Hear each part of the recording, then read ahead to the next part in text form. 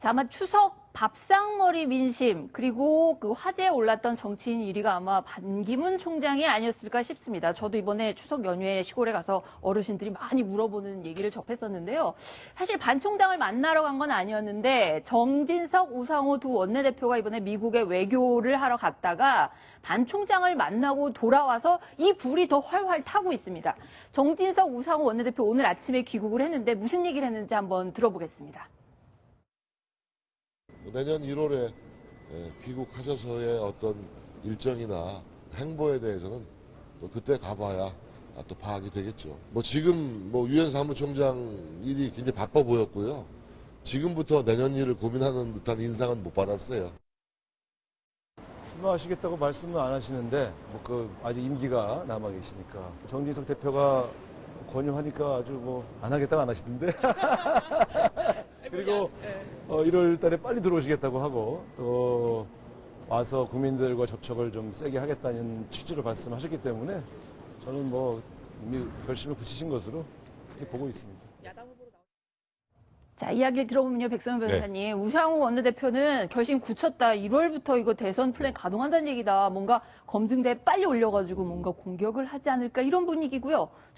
전진석 원내대표는 최대한 이렇게 끝까지 유종회비를 거두시고 최대한 흠이 덜 나게 해서 늦게 등판하도록 만들려는 이런 분위기인 것 같아요. 어때요? 사실 지금 반기문 총장이 대권 도전하겠다는 얘기 한 적 없죠. 네. 그리고 그렇죠. 만약에 나온다고 해도 어디로 나온다고 한 적도 없습니다. 아직. 그러네요. 네. 그런데 지금 일단 야 2당까지 다 해서 이 3당의 원내대표들은 일단 대권 도전하겠다라는 부분에 대해서는 다들 공감하는 것 같고요. 네. 나오면 여당으로 나온다까지 일단 어느 정도 공감한 게 아닌가 싶습니다. 그러니까 일단 말씀하셨던 것처럼 우상호 원내대표 같은 경우에는 1월 달부터 이제 본격적으로 활동을 하신다니까 그럼 빨리 검증을 시작해야지라는 거지. 가로 뒤에 이제 그게 붙어 있는 것 같고요. 또 거기다 박지원 비대위원장 같은 경우에는 아예 지금 그렇게 계속 1등 했던 사람 끝까지 1등 한 적 없어. 그런 얘기하면서 벌써 견제를 날리고 있는 상황이고요. 정진석 원내대표 입장에서는 어쨌건 말씀하셨던 것처럼 이게 너무 빨리 수면이 올라오면 또 굉장히 많은 어쨌든 검증 과정을 거치면서 어찌 보면 또 반기문 총장이 굉장히 심한 시련을 당할 수도 있으니까 이런 얘기 하시더라고요. 그냥 말 그대로 12월 30일까지 바쁘다. 그러니까 기후변화 협력 같은 현안 때문에 쉴 틈 없으니까 지금 건들지 마라.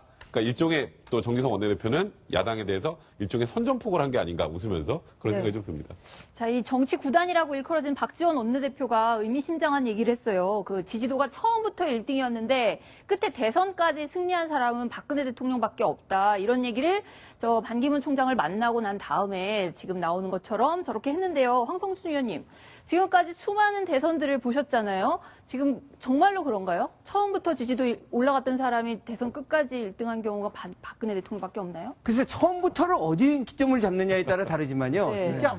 진짜 초반 레이스부터 끝까지 간 거는 아마 박근혜 대통령밖에 없는 것 같습니다. 이제 도중에 왔다 갔다 한 걸로 해서 어느 기점을 잡느냐에 따라서는 이명박 대통령도 1등을 하다가 됐다 볼 수 있지만 저렇게 오랫동안 한 거는 좀 거의 예외적이죠. 근데 이제 이만큼 한국 정치가 안정적이기보다 격변적이고 또 좋게 말하면 굉장히 다이나믹했다는 걸 의미하는 거거든요. 그래서 한국 정치에서 그냥 가만히 나는 떠받들어서 대통령이 된 분은 없다라고 해석하는 게 좋을 것 같습니다. 그랬을 경우에 지금 이제 반기문 총장이 여론조사 1등을 계속하고 있지만 1등이 압도적인 무슨 1등 예를 들어서 적어도 40%는 넘는 1등이 아니라 20%에서 30% 겨우 되는 정도 1등이기 때문에 이건 언제든지 역전될 수 있다. 그다음에 이제 반기문 총장 같은 경우는 의사를 간접적으로 밝혔지만 본인이 선언한 적도 없고 어떤 정당에 소속된 적도 없고 조직도 없지 않습니까? 그냥 여론상으로 되기 때문에 흔히 말하는 식으로 실질적으로 레이스를 시작할 때 어떤 변수가 작용될지 아직은 너무나 이르지 않는가 이런 얘기가 아닌가 싶습니다.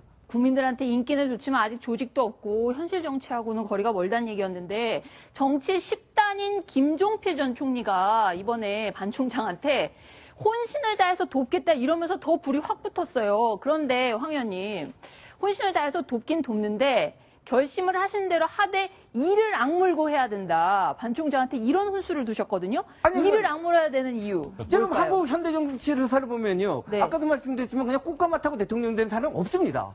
자신이 이제 나서서 그냥 죽을 결심을 하고 싸웠을 때 그나마 되든지 안 되는지거든요. 네. 그랬을 때 이제 바로 이제 바로 예를 드는 게 이회창 뭐 전 총재를 제가 뭐 비판하는 거 아니지만 어떻게 보면은 대세로운, 다 네. 되는 것처럼 그것도 한 번에 두 그렇죠. 번이었는데 안 됐거든요. 네. 그러니까 지금 안심하지 말고 그다음에 옆에서 부추기는 데 가지 말고 이제 본인이 나서라. 칼을 뽑았으면 본인이 나서서 조직도 하고 홍보도 하고 움직여야 되지 않는가. 저는 이런 거를 충고하신 거 아닌가 이렇게 짐작해 봅니다. 네.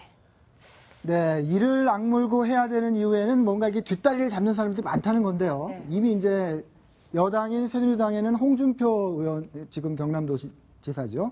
여러 번 견제를 했던 것 같고. 반기문 꼭 가면 안 된다. 네. 이런 얘기를 여러 번 했죠. 야당에서는 또 이해찬 의원이 또 그런 역할을 했던 것 같은데, 네. 아니나 다를까 이해찬 의원이 이제 더불어민주당으로 복당을 한다고 하죠. 이유정 기자.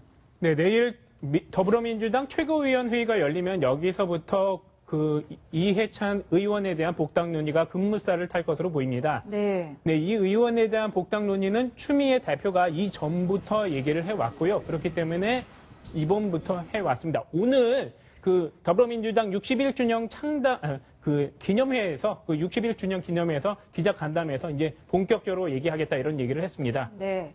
그 이해찬 의원이 근데 반 총장에 대해서 굉장히 혹평들을 많이 했잖아요. 지금 저희 조금 말자막에 나갔었는데 한 번만 다시 보여주시겠어요? 이유정 기자 소개를 좀 해주시죠. 네, 그 전에 좀 왜 저격수라고 불리는지. 자, 일단 이해찬 전 총리를 보면요. 일단 충청권 인사입니다. 이분 출신이 청양 쪽입니다. 네. 충남 청양이고요.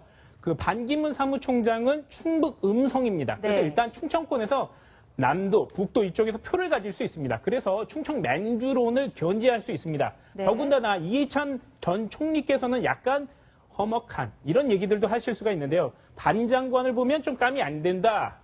참고로 말씀드리면 이해찬 전 총리가 훨씬 더 나이가 어립니다. 네. 뭐 그런 얘기들도 하고요.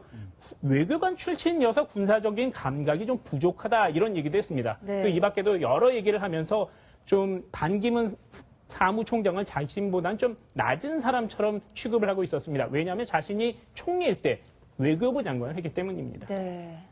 이제 나이가 어리다는 얘기는 이번에 이유정 기자가 날카롭게 지적을 해줬네요. 네.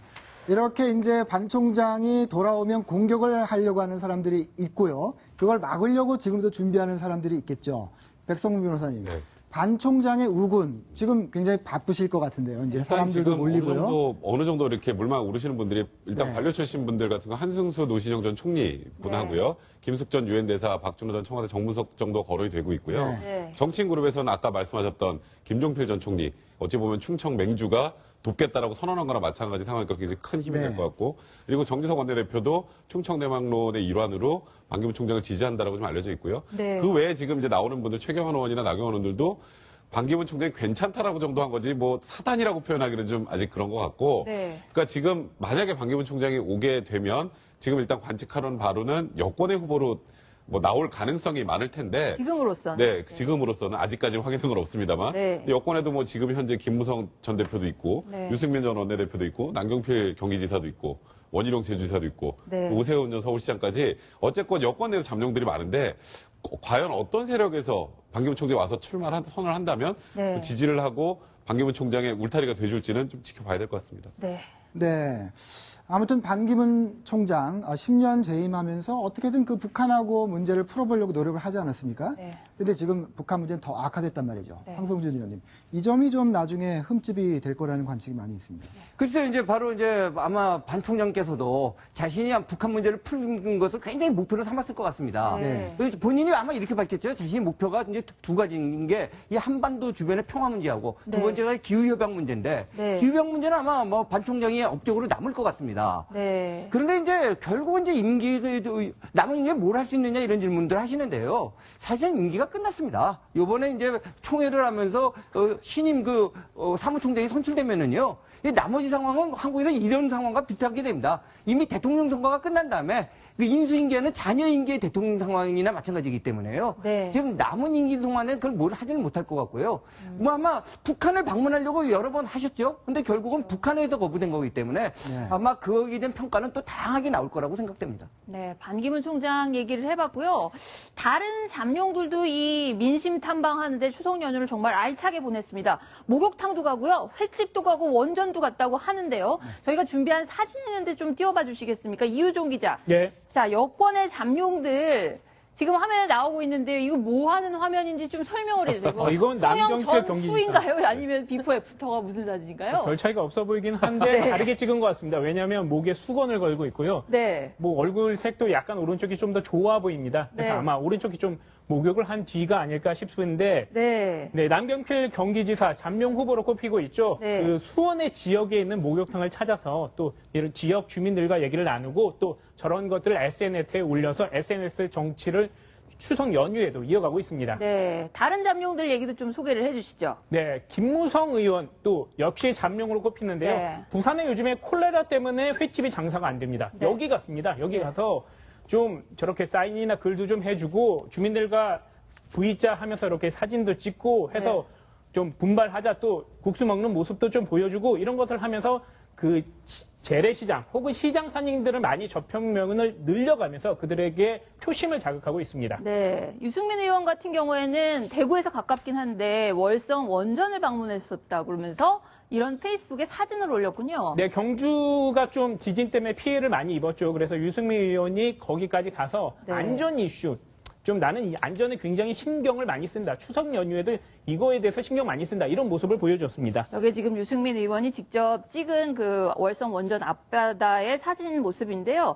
자, 김유림 기자, 그 야권의 잠룡들도 추석 때 굉장히 바빴던 것 같아요. 자, 문재인 전 대표는 양산에 머물면서 뭔가 민심을 파고드는 행보를 했다는데 어떤 행보들을 했는지 좀 소개를 해주세요. 네, 문재인 전 대표도요, 이렇게 페이스북에 끊임없이 자신이 읽었던 책들에 대한 이야기들을 썼습니다. 이 네. 먼저 빼앗긴 숨이라는 책은요, 이 가습기 살균제 재앙의 진실을 담고 있는 책이라고 합니다. 네. 그리고요, 이렇게 다른 책들도 보면요, 나도 이렇게 너희들과 시민들과 같은 고민을 하고 있다라는 것을 보여줄 수 있는 이런 책들입니다. 한국의 네. 청년 고용, 이런 고민들을 하면서 시간을 보냈다라는 거고요. 네. 그리고 다양한 독서들을 했다는 겁니다. 안철수 대표는 뭘 했나요? 네, 안철수 전 대표는요, 이 노원구의 양로원이나 아니면 소방서 이런 곳들을 방문을 하면서 민심을 아주 파고드는 데 집중을 했습니다. 네. 이렇게 그 어르신들과 함께 악수도 하고요, 소방서 같은 곳들도 방문을 하고, 그리고 포토 에세이라고 해서요, 이렇게 감성적인 모습들도 보여주는 이런 모습을 보였습니다. 네. 또 다른 잠룡인 이 박원순 서울시장도요, 이 인왕산 시장 이런 곳들을 방문을 하면서요, 또 소방대원들을 직접 위로를 하면서 가장 힘든 사람들과 함께 하고 있다, 우리 함께 고생하고 있다라는 행보를 보였고요. 또 광화문에 있는 세월호 농성장도 방문을 했습니다. 네. 그리고 안희정 충남지사도요, 이 도민들한테 직접 추석 안부 인사를 건의를 했고요. 하지만 공개 일정은 자제를 하면서 이 관훈클럽 토론회 준비를 하는 모습을 보였습니다. 네, 만약에 반기문 유엔 사무총장이 새누리당으로 간다면 말이죠. 야권은 통합하는 게 제일 급선무일 겁니다. 네. 그래서 김민석 전 대표가 이끄는 원외민주당하고 지금 더불어민주당이 통합을 선언했다고 합니다. 양당 대표의 통합선언 같이 들어보시겠습니다. 우리 지지층을 더 강력하게 통합하고 되돌아오는 한 분 한 분 분열 없이 품고 가야 합니다. 여기에 계신 신익희 선생님께서도 바라시는 바일 거고 김대중 대통령님도 바라실 것 같습니다. 그것이 우리가 정권 교체로 가는 가장 확실하고 튼튼한 길입니다. 추미애 대표께서 제1야당의 대표로 계시지 않았다면 이러한 통합은 없었을 것이고 또 이러한 통합을 이끌어낸 것으로 시작해서 추미애 대표가 계시기 때문에 더 큰 민주통합과 정권교체는 이루어질 것으로 저는 확신한다 하는 말씀을 드리겠습니다. 네, 민주당하고 더불어민주당이 합치면 이름은 뭐가 될까요? 민주당으로 하기로 했다고 합니다. 예, 더불어민주당 이름을 만든 문재인 대표 좀 섭섭하겠는데요. 어쨌든 민주당이 하나가 되더라도 결국은 또 국민의당 안철수 전 대표하고 어떻게 단일화를 하느냐 이런 또 어려운 과제가 남아 있을 겁니다.